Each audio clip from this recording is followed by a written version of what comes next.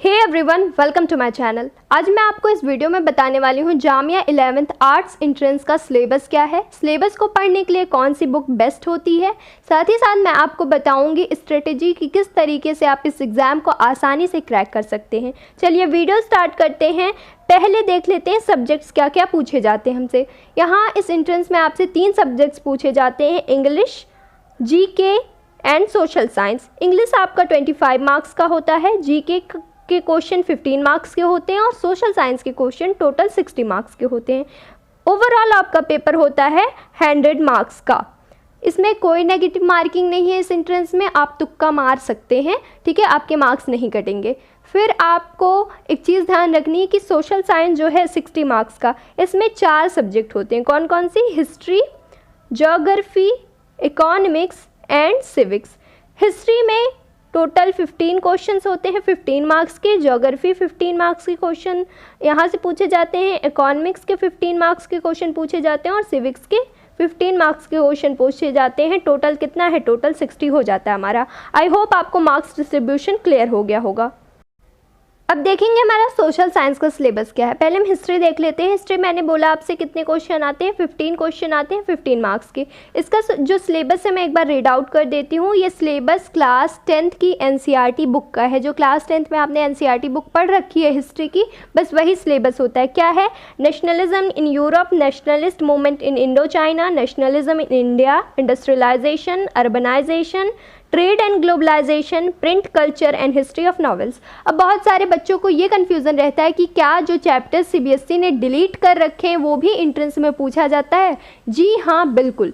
जो chapter CBSE ने delete कर रखे हैं एंट्रेंस में आपसे वो पूछा जाएगा। आपको बेसिकली जो एनसीईआरटी में टोटल चैप्टर्स दिए हैं हिस्ट्री में 8 चैप्टर्स पूरे पढ़ने पड़ेंगे, नो मैटर वो सीबीएसई ने डिलीट कर रखा है या नहीं, ठीक है। तो आपने ये पूरा 8 चैप्टर पढ़ना। अब क्वेश्चन उठता है कहाँ से इसकी प्रिपरेशन करें।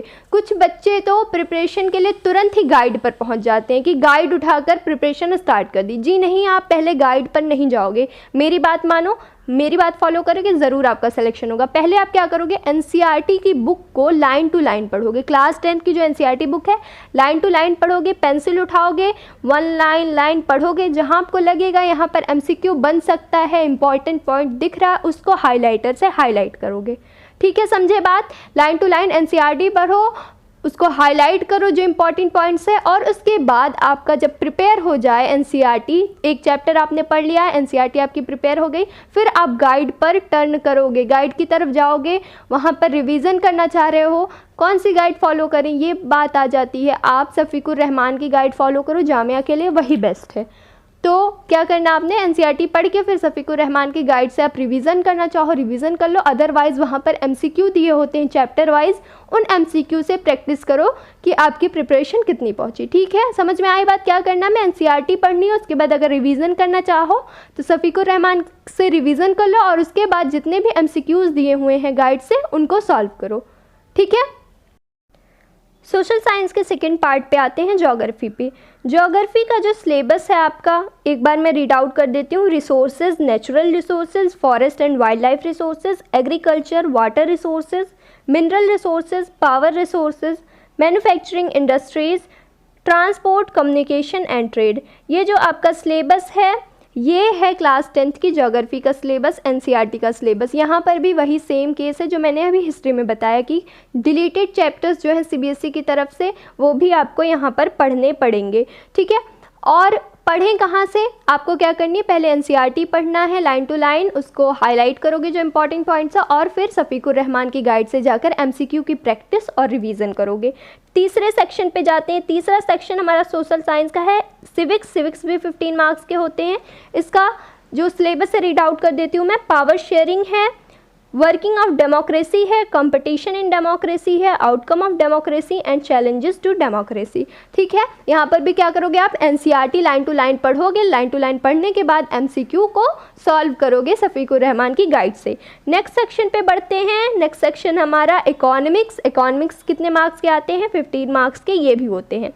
चैप्टर रीड आउट कर दूँ मैं। The story of development, the role of service sector in Indian economy, money and financial system, globalisation, consumer awareness. ये पूरे 5 चैप्टर्स हैं आपके इकोनॉमिक्स में। आपको इन्हें पढ़ना है एनसीईआरटी से और उसके बाद आपको सॉल्व करने हैं MCQs from Shafiqur Rahman guide. अब इंग्लिश का सिलेबस देख लेते हैं। इंग्लिश कितना देखा हमने, 25 मार्क्स के क्वेश्चन आते हैं इंग्लिश से। ये ऐसा पोर्शन है एंट्रेंस का जो सबसे ज़्यादा स्कोरिंग है। यहाँ पर बस आपको 4 चीज़ें पढ़नी है और आराम से, अगर आपने अच्छे से पढ़ा तो आराम से आप 25 में से 23 लेके आ सकते हो। बहुत ही स्कोरिंग सब्जेक्ट है ये। तो क्या क्या सिलेबस है, पहला है काइंड ऑफ सेंटेंसेस, आपको टाइप्स ऑफ सेंटेंसेस पढ़ने हैं, ठीक है। फिर टेंस पढ़ना है, टेंस की डीप स्टडी करिएगा थोड़ी। नरेशन पढ़ना आपने, और फिर आपके क्वेश्चन आते हैं अनसीन पैसेजेस के बेसिस पे। बस आपको ये 4 चीज़ें पढ़नी है और आपको पता है बस इतने से ही सिलेबस, मतलब एंट्रेंस में इतना ही पूछा जाता है, कुछ भी एक्स्ट्रा नहीं पूछते हैं वो, ठीक। तो ये बहुत स्टिक टू द सिलेबस है इंग्लिश के मामले में और मोस्ट स्कोरिंग पोर्शन यही है। आप पढ़ें कहाँ से इसको, ये जो चारों पोर्शन दिया हुआ है ये आप शफीकुर रहमान की गाइड से पढ़ सकते हो, पढ़ना चाहो तो, वरना आप किसी वीडियो को देख सकते हो। मैं अपने चैनल पे इंग्लिश का पूरा वीडियो अपलोड कर दूंगी, तो आप वहाँ से देख लो, ठीक है। एक बार कॉन्सेप्ट क्लियर करने के बाद आप एमसीक्यूज़ की जितनी प्रैक्टिस करोगे वो बेटर होगा, ठीक है। ये एमसीक्यूज़ आपको कहाँ मिल जाएंगे, आपको हमारे चैनल पे मिल जाएंगे एमसीक्यूज़ के वीडियो। अदरवाइज़ आप गूगल पर सर्च करके भी एमसीक्यूज़ सॉल्व कर सकते हो। कैसे, MCQs on tenses, MCQs on narration, ठीक है। ये सारे क्वेश्चन ऐसे सर्च करके आप सॉल्व करो। पहले आपने क्या करना है, कॉन्सेप्ट क्लियर करना है फ्रॉम बुक और वीडियो, और उसके बाद आपको एमसीक्यूज़ सॉल्व करने हैं। मैं फिर से रिपीट करूँगी, ये ऐसा पोर्शन है ना जो हल्का सा पढ़ के भी आप अच्छे से अच्छा मार्क स्कोर कर सकते हो। बहुत सारे बच्चों को कन्फ्यूज़न होती है अनसीन पैसेजेस क्या होते हैं। मैं आपको बता दूं अनसीन पैसेजेस क्या होते हैं। एक पैसेज दिया रहता है आपको, वो अनसीन होता है, मतलब वो आपकी बुक से नहीं होता, वो आपने शायद कभी पहले ना पढ़ा हुआ हो, ठीक है। तो पैसेज देंगे आपको और उसके बेसिस पे 4 या 5 एमसीक्यू पूछ लेते हैं। मतलब ये जो एमसीक्यू पूछा जाता है उसका आंसर इसी पैसेज में ही होता है। तो आपको पैसेज पूरा पढ़ना है लाइन टू लाइन, उसके बाद क्वेश्चन पढ़ते हो आप और सही आंसर पे टिक करते हो। तो आई होप आपको अनसीन पैसेजेस समझ में आ गए होंगे। तीसरा जो सेक्शन है हमारा जीके वाला, जीके हमने देखा 15 मार्क्स का होता है। जीके का कोई भी सिलेबस नहीं बताया गया है जामिया में आपको कि क्या पूछेंगे हम जीके पे। मैं आपको बता रही हूँ on the basis of previous year papers, पिछले 5-10 साल के पेपर देखे मैंने और उसके बेसिस पे मैं आपको बता रही हूँ आपको क्या क्या पढ़ना है, ठीक है। पहले ये पढ़ना, फर्स्ट इन इंडिया, जैसे क्वेश्चन पूछता है first female speaker of Lok Sabha, first female vice chancellor of Lok Sabha, sorry vice chancellor of central university, इस तरीके के क्वेश्चन पूछते हैं। तो आप फर्स्ट मेल या first female, first satellite of India, इस तरीके से जो फर्स्ट वाले क्वेश्चन होते हैं वो आपने पढ़ना है। उसके बाद आप कॉन्स्टिट्यूशन के आर्टिकल्स पढ़ोगे। कॉन्स्टिट्यूशन के आर्टिकल्स में पूरा आर्टिकल नहीं पढ़ना है, जो इंपॉर्टेंट आर्टिकल्स हैं, आर्टिकल राइट्स वाले पढ़ लेना, जो राइट वाले आर्टिकल्स हैं वो पढ़ना है आपको। ड्यूटीज़ के आर्टिकल्स पढ़ लेना। कुछ एमरजेंसीज़ पे आर्टिकल हैं जैसे नेशनल एमरजेंसी, फाइनेंशियल एमरजेंसी, इन सब पे आर्टिकल्स हैं 2-4, वो पढ़ लीजिएगा आप। परेशान होने की ज़रूरत नहीं, मैं वीडियोस अपलोड कर दूंगी अपने चैनल पे, वहाँ पर भी देख के आप पढ़ सकते हो। फिर आपको इंपॉर्टेंट बुक्स एंड ऑथर्स भी पढ़ने हैं। बुक्स पूछता है आपसे कि ये बुक किसने लिखी है, तो बुक्स एंड ऑथर्स को पढ़ना है। लार्जेस्ट एंड स्मॉलेस्ट पढ़ना है। क्वेश्चन पूछता है largest state in India, smallest state in India, ठीक है। तो इस तरीके के क्वेश्चन आपको प्रिपेयर करने हैं। फिर आपको इंपॉर्टेंट डेज पढ़ना है। इससे कंफर्म है एक क्वेश्चन हर साल आता है। इंपॉर्टेंट डेज का क्या मतलब है, जैसे पूछ ले आपसे नेशनल साइंस डे कब सेलिब्रेट किया जाता है, तो इंपॉर्टेंट डेज की एक लिस्ट आपको अपने माइंड में रखनी है। फिर international institution and their headquarters पूछ लेता, वर्ल्ड बैंक का हेडक्वार्टर कहाँ है, तो आपको पता नहीं है। ये सारे क्वेश्चंस आपको प्रिपेयर रखने हैं। इंटरनेशनल जो फेमस ऑर्गेनाइजेशंस हैं उनके हेडक्वार्टर्स को याद रखना है। फिर थोड़ा बहुत जामिया के बारे में पढ़ लेना कि जामिया कब उसको इस्टेब्लिश किया गया, इसके पहले वाइस चांसलर कौन थे, पहले फीमेल वाइस चांसलर कौन थी, इस तरीके के क्वेश्चन भी प्रिपेयर रखिएगा। सोलर सिस्टम को थोड़ा पढ़ लीजिएगा कि हॉटेस्ट प्लैनेट क्या है, कोल्डेस्ट प्लैनेट क्या है, लार्जेस्ट प्लैनेट क्या है, ये सारी चीज़ें। फिर आप साइंस से आपसे क्वेश्चन थोड़ा पूछ लेता है, इन्वायरमेंट वाला सेक्शन, ग्लोबल वार्मिंग में कौन सी गैस सबसे ज़्यादा कंट्रीब्यूट करती है, या ओजोन लेयर का डिप्लेशन किसकी वजह से हो रहा है, जो बेसिक इन्वायरमेंट के क्वेश्चन है वो प्रिपेयर करिएगा। विटामिन को देख लीजिएगा एक बार, विटामिन जो हैं, विटामिन ए की कमी से क्या बीमारी होता है या विटामिन ए कहाँ पाया जाता है, इस तरीके के क्वेश्चन देख लीजिएगा। अब आपके माइंड में क्वेश्चन आ रहा होगा ये सारा पोर्शन पढ़ें कहाँ से। ये सारा जो मैंने बताया आपको और एक्स्ट्रा चीज़ें भी आपको सफ़ीकुर रहमान की गाइड में दिया हुआ है। 11th आर्ट्स के लिए जो गाइड है वहाँ पे जीके का एक सेक्शन है, वहाँ से आप ये सारी चीज़ें पढ़ सकते हैं। पढ़ना तो आसान काम है, जो बच्चों को दिक्कत आती है इतनी सारी चीज़ें याद कैसे रखें, वो जीके वाला सेक्शन देख के घबरा जाते हैं और छोड़ देते हैं। तो मैं आपको डिस्क्रिप्शन में एक वीडियो की लिंक दे रही हूँ, how to study during entrance preparation. इस वीडियो को आप ज़रूर देखिएगा, यहाँ पर आपको पता चलेगा कि चीज़ों को आसानी से कैसे याद करते हैं और ज़्यादा समय तक उनको माइंड में कैसे रखें। तो वीडियो ज़रूर देखिएगा। जीके वाला सेक्शन कहाँ से पढ़ना आपने, सफ़ीकुर रहमान की गाइड में जो दिया हुआ है वो सारा रट्टा मार डालो। ये सारी चीज़ें तो ज़रूर पढ़ना, इसके अलावा जो दिया हुआ है कुछ इम्पॉर्टेंट है वो सारी चीज़ें भी देख लेना एक बार। जीके वाला जो सेक्शन है कुछ क्वेश्चंस वहाँ पर करंट अफेयर से भी आते हैं। लास्ट 2 साल से जो पेपर आ रहा है 2021 और 2022 में करंट अफेयर्स भी पूछ रहे हैं वो।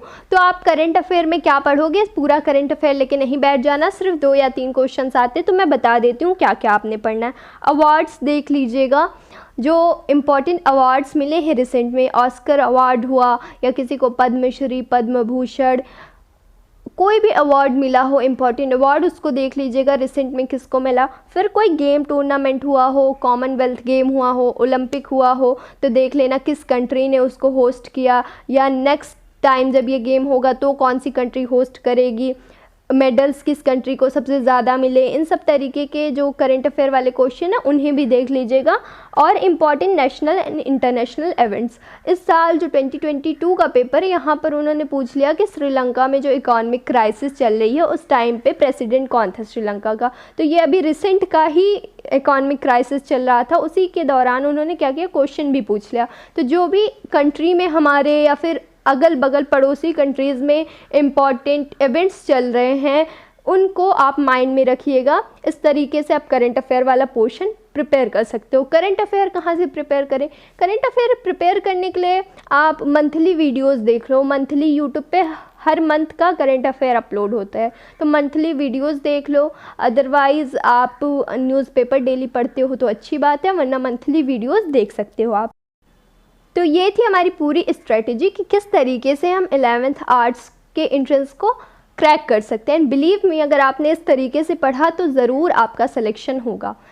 अगर आपको वीडियो पसंद आई हो तो चैनल को लाइक करिए, वीडियो को लाइक करिए, चैनल को सब्सक्राइब करिए। इस चैनल पर आपको क्लास 11th की आर्ट्स प्रिपरेशन के लिए पूरा कोर्स मिलेगा अपलोड फ्री ऑफ कॉस्ट।